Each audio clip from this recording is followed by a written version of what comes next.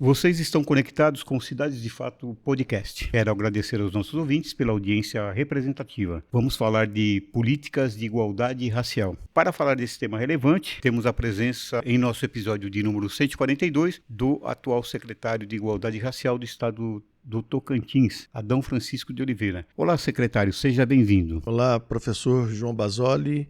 É uma imensa satisfação estar aqui com você neste podcast Cidades de Fato, podendo esclarecer sobre as ações da Secretaria da Igualdade Racial. Adão Francisco é graduado em História, mestre em Sociologia, doutor e fez pós-doutoramento em Geografia no IESA, da Universidade Federal de Goiás, e em Planejamento Urbano e Regional, no IPUR, Universidade Federal do Rio de Janeiro. É professor dos cursos de graduação e pós-graduação em Geografia da Universidade Federal do Tocantins, no campus de Porto Nacional, onde coordena o Observatório de Políticas Territoriais e Educacionais. No Tocantins, já ocupou os cargos de Secretário Estadual da Educação, Juventude e Esportes e Secretaria Estadual de Cultura, atual secretário de Igualdade Racial do Estado do Tocantins. Destacamos aqui no nosso editorial, a Secretaria de Estado de Igualdade Racial tem como objetivo implementar políticas públicas de promoção de igualdade racial, de proteção dos direitos de indivíduos, povos e comunidades tradicionais e grupos étnicos atingidos pela discriminação racial e demais formas de intolerância. Acompanhar políticas transversais voltadas para a promoção de igualdade racial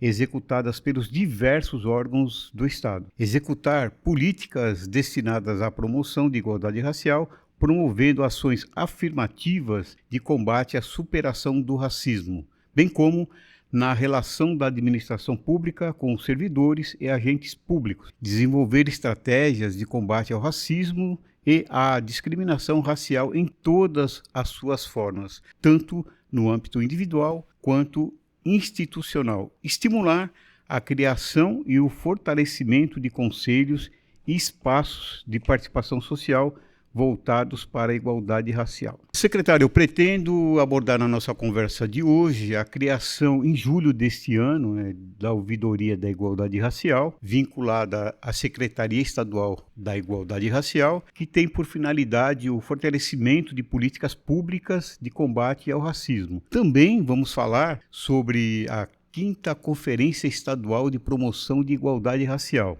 Verificamos que, após 6 etapas regionalizadas, a última agora dias 6 e 7 de agosto em Paraíso do Tocantins, que mobilizaram aí o poder público, a sociedade civil, movimentos sociais, povos tradicionais, de terreiros e ciganos. Caminhamos agora para as próximas semanas para a realização da etapa estadual da conferência, que será realizada aí no dia 22 e 23 de agosto, sendo essa etapa estadual preparatória para a Conferência Nacional em Brasília, em setembro. Temos que lembrar que a Conferência Estadual é um espaço essencial de participação social e institucional e tem por finalidade formular diretrizes para a política estadual de promoção de igualdade racial, em consonância com os princípios do Estatuto da Igualdade Racial e com a política nacional.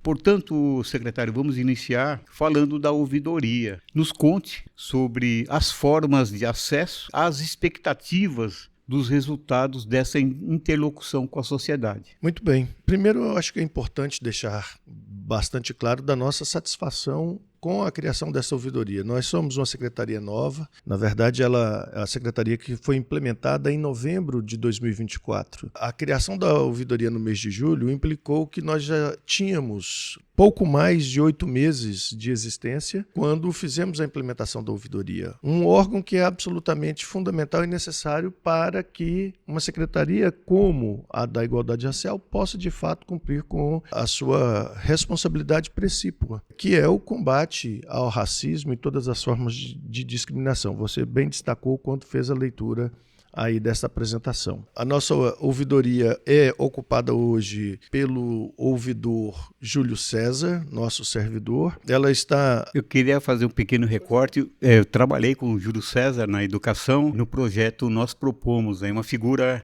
Que bacana. Muito respeitado. Muito respeitado, ele é muito proativo, muito dinâmico, e ele, quando veio se juntar a nós estamos tendo, né, na composição da secretaria esta grande vantagem, que é de servidores de bastante experiência, trajetória toda isenta, não é? De querer virem compor conosco na nossa secretaria. Então isso para a gente é muito bom, é bom para a sociedade tocantinense que a gente tem essas pessoas com respeitabilidade presentes ali no cumprimento de suas atribuições. E o Júlio César é uma dessas pessoas.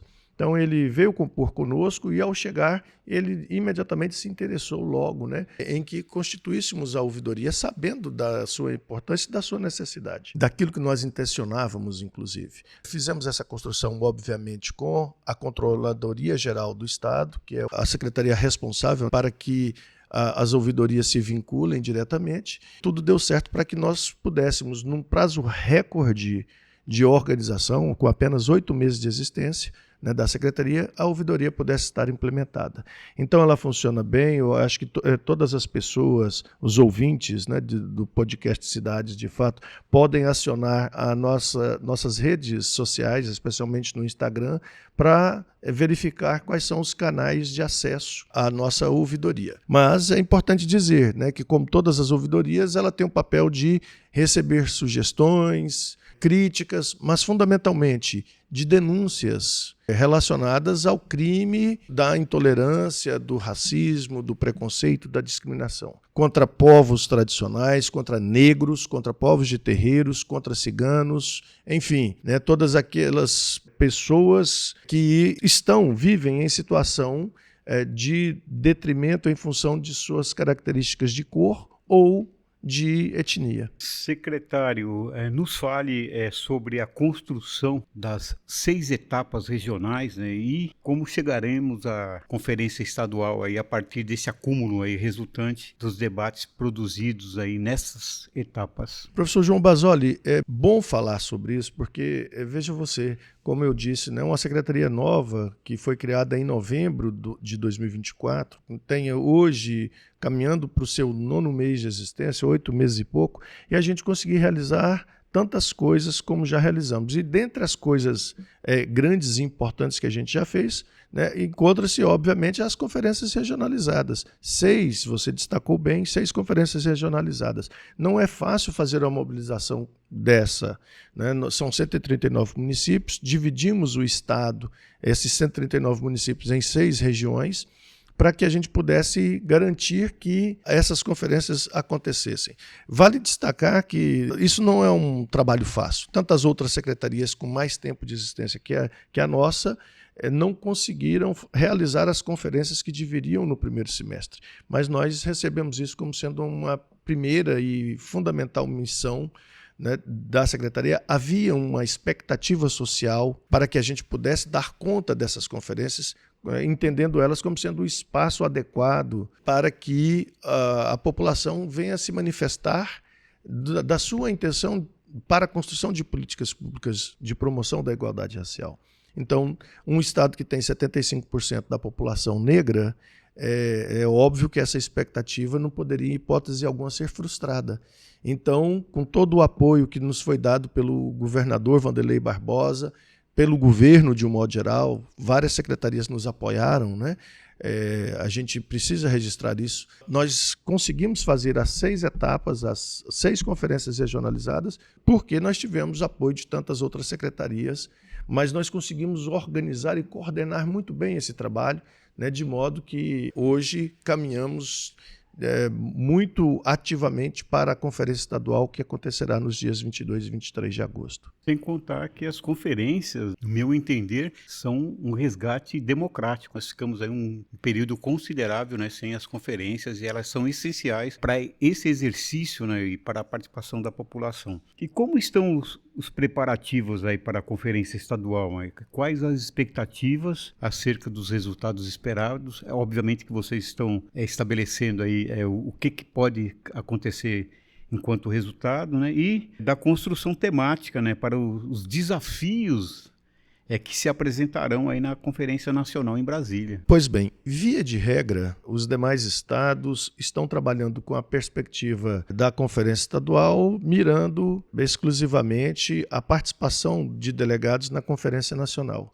A Conferência Nacional é importante, tem o seu peso, ela vai definir nacionalmente as políticas de promoção da igualdade racial, mas aqui no estado do Tocantins nós temos um anseio a mais. Nós não queremos somente isso. Na verdade, nós queremos nos aproveitar da Conferência Estadual, das suas deliberações, para, ainda neste ano de 2025, podermos elaborar e implementar o Plano Estadual de Promoção da Igualdade Racial. E no reboque do Plano Estadual de Promoção da Igualdade Racial, queremos também ter aprovado o nosso Sistema Estadual de Promoção da Igualdade Racial. É importante deixar claro que quando nós falamos do plano, estamos falando das políticas, dos objetivos, das metas que a gente pretende alcançar no intervalo de tempo.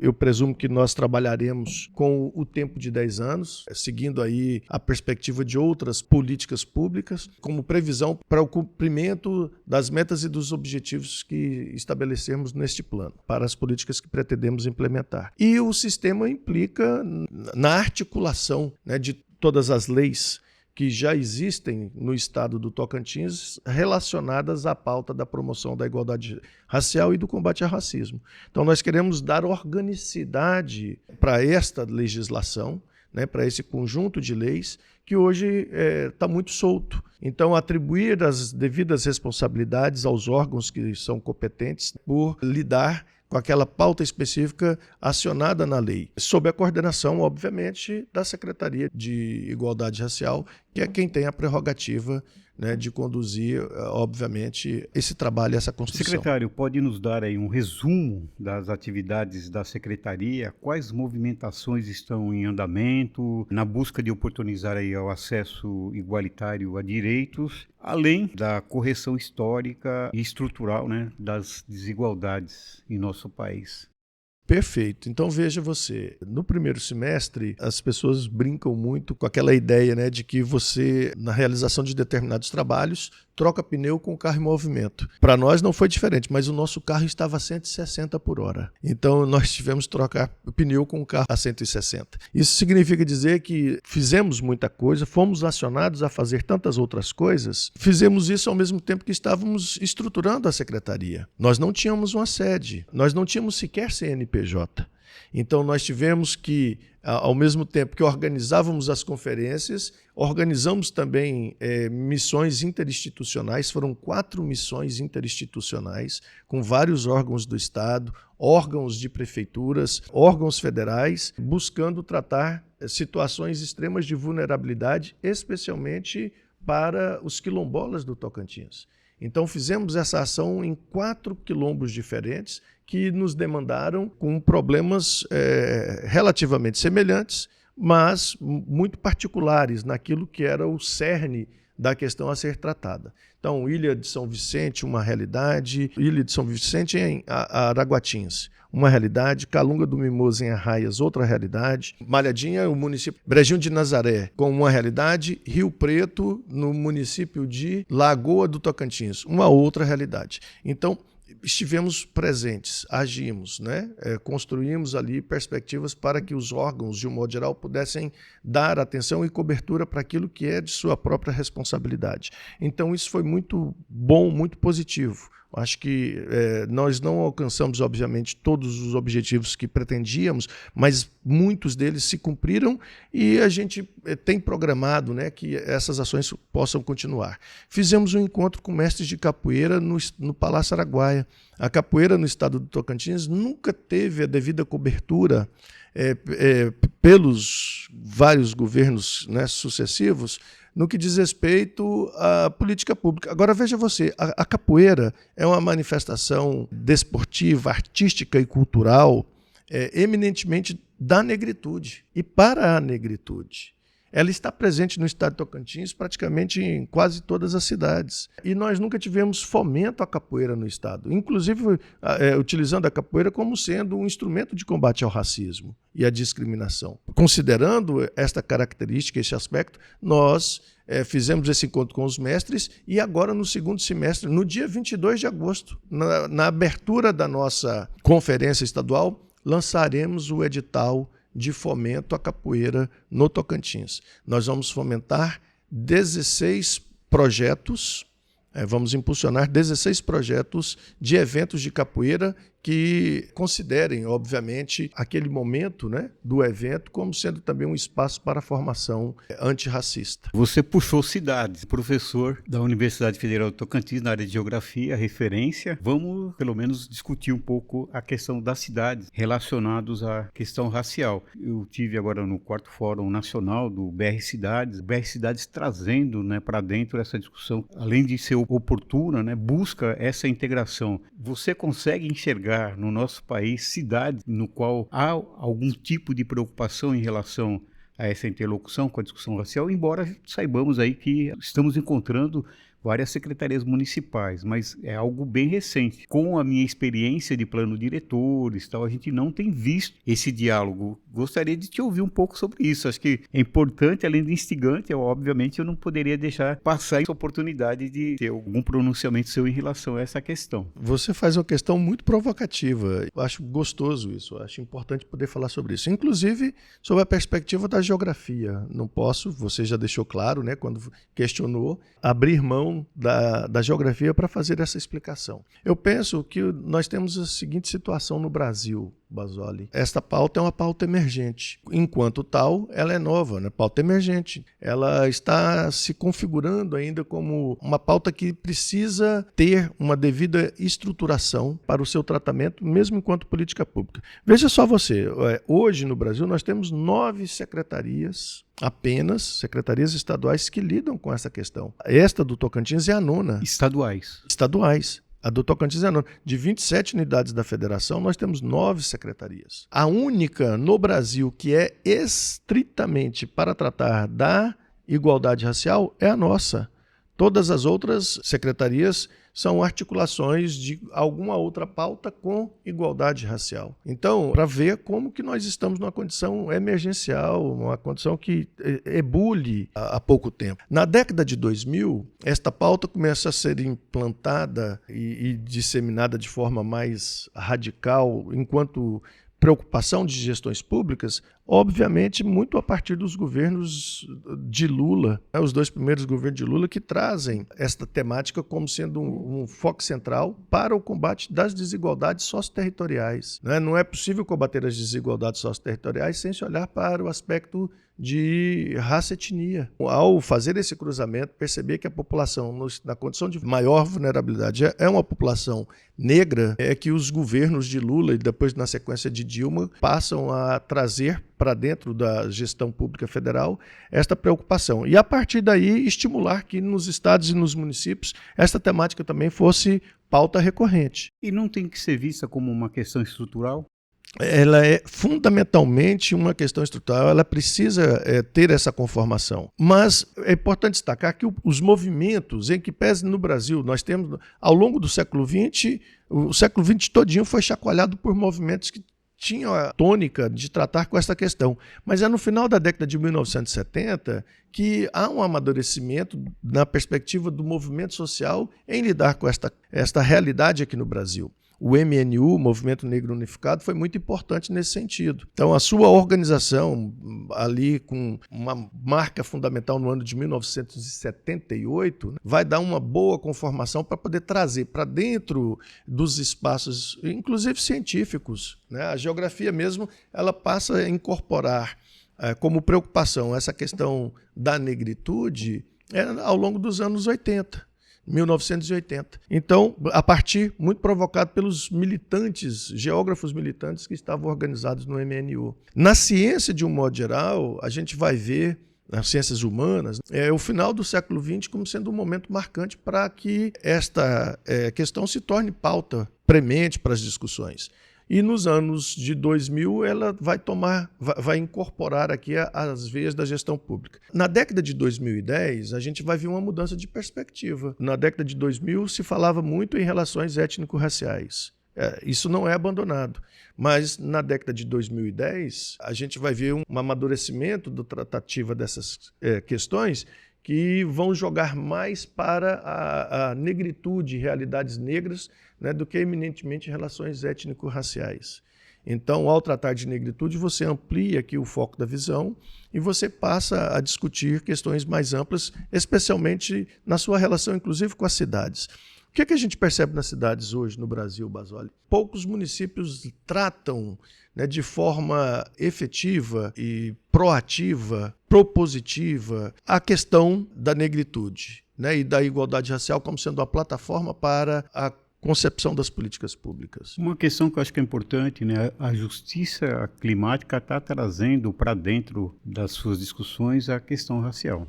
Tudo envolve racialidade, é impossível, porque quando a gente pega todos os problemas que são estruturais no Brasil e no mundo, especialmente no Brasil, ele acaba tendo respingo final a questão da racialidade, porque são as pessoas negras. Vou pegar os não brancos. Então envolve a negritude, envolve ciganos, enfim, né, povos de terreiros. Essas situações são as situações sociais da maior vulnerabilidade. Se ela é de maior vulnerabilidade, significa que ela está na ponta da ausência do Estado. É fundamental que a gente cubra de atenção, o Estado abra os olhos para poder enxergar que a maior realidade social e a que mais carece e necessita, né, de atenção é exatamente a que envolve essa dinâmica, esse aspecto da negritude. Eu vou abrir, né, o espaço aí para que você faça um chamado aí para a conferência. Eu fui convidado aqui para a Conferência Municipal da cidade, fui um dos palestrantes, quero acompanhar a estadual. Eu entendo a conferência um momento único, onde emerge a participação, né, da população. Deixa aí o convite, aonde é que vai acontecer, e faça esse chamado, essa mobilização que eu acho que é importante. Pois, muito bem, nós estamos unidos para fazer reparação histórica no estado do Tocantins, com relação à vida de nossa população negra e todos aqueles demais situações que são afetados diretamente pelas políticas públicas que nós cobrimos. Nos dias 22 e 23 de agosto, sexta e sábado, nós realizaremos a Conferência Estadual de Promoção da Igualdade Racial. Vai ser legal a Praça dos Girassóis, porque estará acontecendo também a Conferência das Cidades. Então nós queremos inclusive aproveitar o público da Conferência das Cidades para estar conosco numa grande confraternização na noite do dia 22. Mas antes de acontecer essa confraternização, ao longo da tarde, nós faremos a nossa abertura solene, que acontecerá no Palácio do Tribunal de Justiça, na Praça dos Girassóis. Ao final dessa abertura solene, a gente contará com uma palestra magna também, nesta abertura solene, que será feita pela deputada Dandara. A gente está aqui tentando amarrar a agenda dela conosco, né, mas está quase que muito certo que será a deputada federal Dandara que virá falar para nós nesta abertura, com a presença do governador e de demais autoridades, inclusive três secretários nacionais do Ministério da Igualdade Racial, confirmaram presença conosco. A gente sai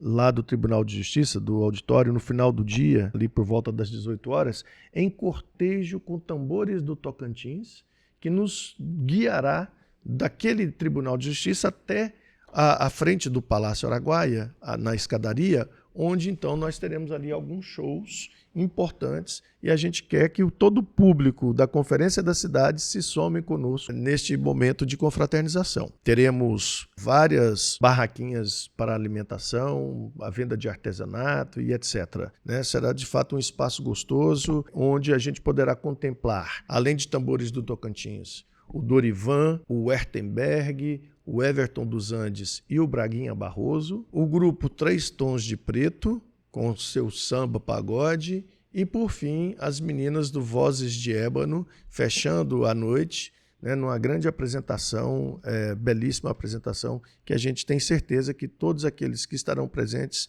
se saciarão da perspectiva da cultura. Bom, infelizmente estamos chegando ao final do nosso episódio de hoje. Eu gostaria Adão, que você nos deixasse uma indicação cultural e, na perspectiva da igualdade racial, o que são cidades de fato para você? Cidades de fato, na perspectiva da igualdade racial, são aquelas em que os gestores têm a capacidade de compreender que, quando o seu público é um público essencialmente negro, as políticas públicas precisam voltar mais atenção, melhor a sua atenção para combater a vulnerabilidade que afeta essa população. É importante ter claro que a extrema vulnerabilidade não pode ser tratada numa perspectiva de igualdade em relação a outras situações sociais. Uma política que não considere a especialidade, a excepcionalidade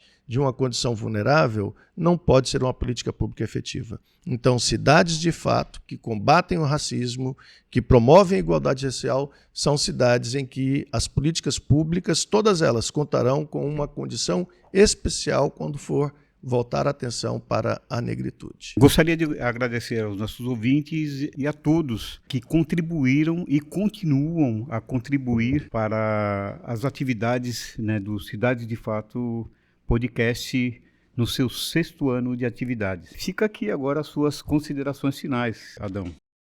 No sábado, dia 23 de agosto, os nossos delegados estarão reunidos no Colégio Elisângela Glória e poderão, ali nos debates que são próprios dos grupos que se constituirão, formular as diretrizes para as nossas políticas públicas vindouras. Eu gostaria de agradecer a você, professor João Basoli, e à Universidade Federal do Tocantins por esse espaço importante e fundamental, e eu agradeço em nome do governo do Tocantins, especialmente do governador Wanderley Barbosa. Eu que agradeço aí a sua disponibilidade de estar aqui conosco. Até a próxima semana com novos temas, obviamente sempre discutindo cidades aqui no Cidades de Fato Podcast. Uma boa semana.